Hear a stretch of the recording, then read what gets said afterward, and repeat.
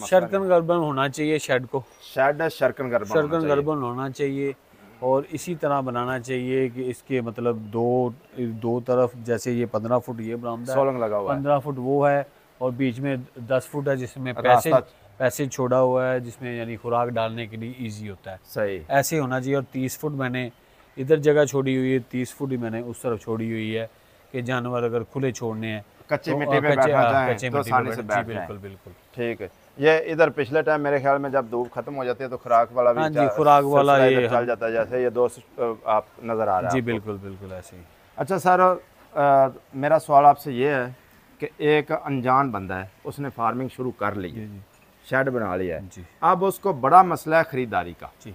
उसके लिए आपकी क्या हदायत, क्योंकि आपने 3-4 साल का तजर्बा हासिल कर लिया है। सर सबसे ज़रूरी बेसिक चीज़ है, बंदे को जब परचेजिंग करनी है ना, तो वो बंदा खुद परचेजिंग करे। अगर वो न्यू है तो किसी बंदे को 1-2 दफ़ा साथ लेके जाए, मुश्किल होगा लेकिन नामुमकिन नहीं है। उसके बाद बंदे को परचेजिंग जो है ना वो खुद करनी चाहिए। मंडियों से करनी चाहिए या फील्ड से करनी चाहिए? सर मंडियों से ही करनी चाहिए। जो फील्ड से है, इतने ज़्यादा जानवर अगर आप लोगे तो फील्ड से तो आपको मिलने पॉसिबल ही नहीं। उसके लिए आपको उधर जाना पड़ेगा मंडियों में, और मंडियों के धक्के भी खाने पड़ेंगे।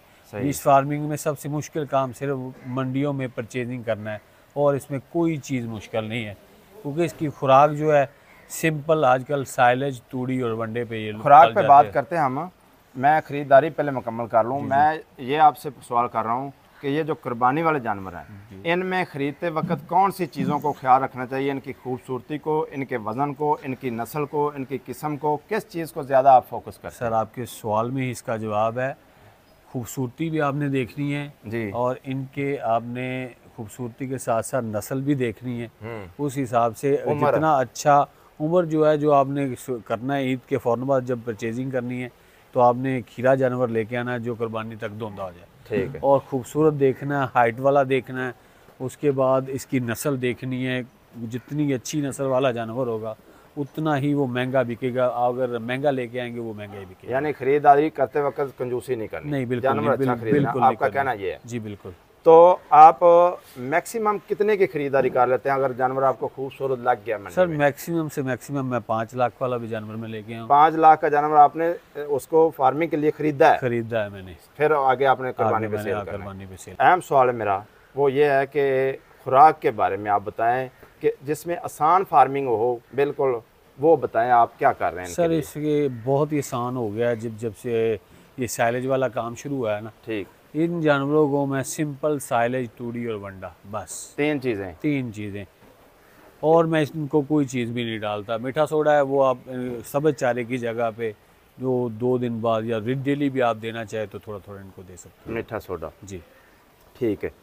तो इनके लिए जो आप आलू वाली खुराक को डालते हैं इनको? सर आलू वाली जो है ना बहुत अच्छी प्रोटीन है। अच्छा। वो आप जब आलू सस्ता हो सीज़न में, जैसे अब तो सीज़न ही सीज़न है, वैसे तो अपना इलाका ही आलू वाला इलाका है, तो इसलिए आलू और मक्की वाला जो हमारा एरिया है, इसमें हमें ना तो सैलेज का कोई प्रॉब्लम है। अच्छा। और ना सीज़न में आगे आलू का कोई प्रॉब्लम होता है। यानी ज़िला कसूर में आप समझ रहे हैं कि ये आज असल है? जी जी बिल्कुल, कि आपको सैलेज भी इधर सस्ता पड़ता है और आलू भी सस्ता पड़ता है। और आलू भी सस्ता पड़ता है। मैं खुद अपना साइलेज भी तैयार करता हूँ और मैं ख़रीदता भी, और मुझे उसमें वो नहीं होता कि मुझे यहाँ पे कोई इतना ज़्यादा ना किराया पड़ता है और ना मुझे इतनी ज़्यादा कीमत पड़ती है। अच्छा, कुछ फार्मर ऐसे कर लेते हैं कि वो छल्ली उतार के कड़ब का साइलेज बना लेते हैं, उसका भी कुछ फ़ायदा हो जाता है? नहीं, उसका फ़ायदा आपको ये अगर आपने मोटे करने हैं ना जानवर, खुतबा करने हैं, तो उसके लिए वो फिर फ़ायदेमंद नहीं है। यानी छल्ली वाला ही ये होना चाहिए।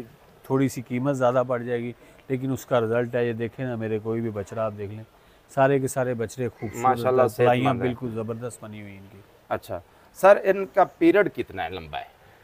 इनका पीरियड है, कब आप खरीदते हैं? कुर्बानी पे तो आपने बेचने हैं, खरीदते आप कब हैं? कुर्बानी के बाद कितने महीने बाद? कुर्बानी के 2 महीने बिल्कुल रेस्ट करते हैं। मुहर्रम के बाद? मुहर्रम के बाद तक रेस्ट करते हैं। ठीक। उसके बाद ये सफाई वगैरह होती है। उसके बाद मैं जाके जब 10 महीने रह जाते हैं उसके बाद यानी इनका 10 महीने का या 9 महीने का कम से कम पीरियड है ये कुर्बानी का। आप बिल्कुल। तो इनमें अगर मैं जानवर के हिसाब से थोड़ा पूछ सकूं तो आप बता सकते हैं एक जानवर पे 9 माह में कितना खर्चा आ जाता है? मोटा मोटा सा नहीं सर, मोटा रफ ये है कि मैं बिल्कुल क्योंकि साइलेज सस्ता है यहाँ पे जी जी, और तूड़ी भी यहाँ पे सस्ती मिल जाती है, यानी कुछ अपना होता है इतना वो अंदाजा नहीं वो अंदाजा नहीं हो जाता है। अंदाजा इसका तकरीबन 16,000 से लेके 17,000 तक एक महीने का खर्चा है एक जानवर का। बिल्कुल, मतलब अगर आप 9 महीने तो ये 10 महीने करता हूँ तो इसका मतलब है 1,60,000 या 70,000 रुपये इसका खर्चा है एक जानवर, बड़े जानवर का। सही हो गया।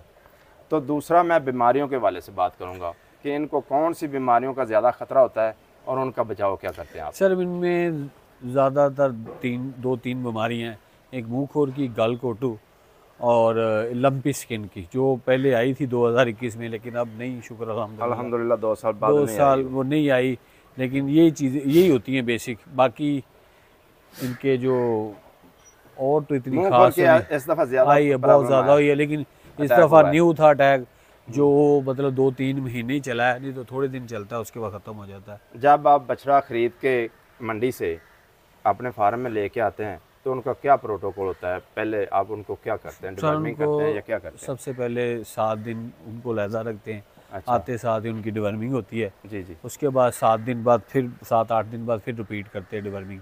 7 दिन बाद? हाँ जी, फिर उसके बाद हम अपने शेड में इनको ले आते हैं। तो उनको कोई वैक्सीन वगैरह तो नहीं आते? मतलब साथ तो नहीं ना, फिर जैसे माहौल होता है वैसी वैक्सीन कर देते हैं टाइमिंग के साथ मतलब पीरियड आता है। हाँ जी, आता है। सही सही।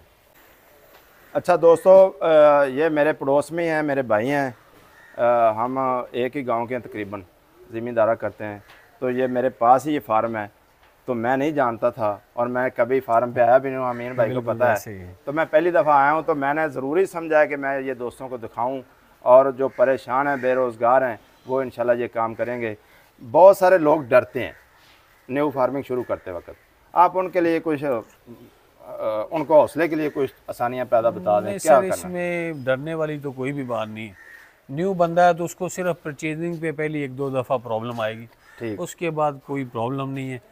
तूड़ी, साइलेज और वंडा, ये इतना इजी है कि अगर कभी मुलाजिम आपके पास नहीं भी है तो आप खुद इनको डाल सकते हैं। यानी पहले वाली लेबर नहीं रह गई, नहीं, जो पहले लेबर की जरूरत हो, चारा काट के लाओ, सर्दियों में गर्मियों में वो उनके मसाइल होते थे। नहीं वो बिल्कुल भी नहीं है। बारिश हो, आंधी हो, तूफान हो, कुछ भी हो, उसमें किसी की ज़रूरत नहीं है। सिंपल आपके पास साइलेज पड़ा हो, तूड़ी है और वंडा, वो तो बैग में होता है, आराम से आप इनको डालो, कोई प्रॉब्लम ही नहीं किसी की। जो मेरे दोस्त इंतज़ार कर रहे हैं जिस बात का शिद्दत से, 3 साल में आपने क्या खोया क्या पाया? सर खोने वाली बात, खोल के सही बात बतानी। खोया तो कुछ भी नहीं, अल्हम्दुलिल्लाह। अल्हम्दुलिल्लाह मैंने पाया ही पाया है। अच्छा, पहले साल भी अल्हम्दुलिल्लाह मुझे बहुत ज़्यादा पैसे बचे थे। तकरीबन कितने? 60 बछड़ों में? नहीं बता दें कुछ नहीं, ऐसी बातें नहीं होनी चाहिए।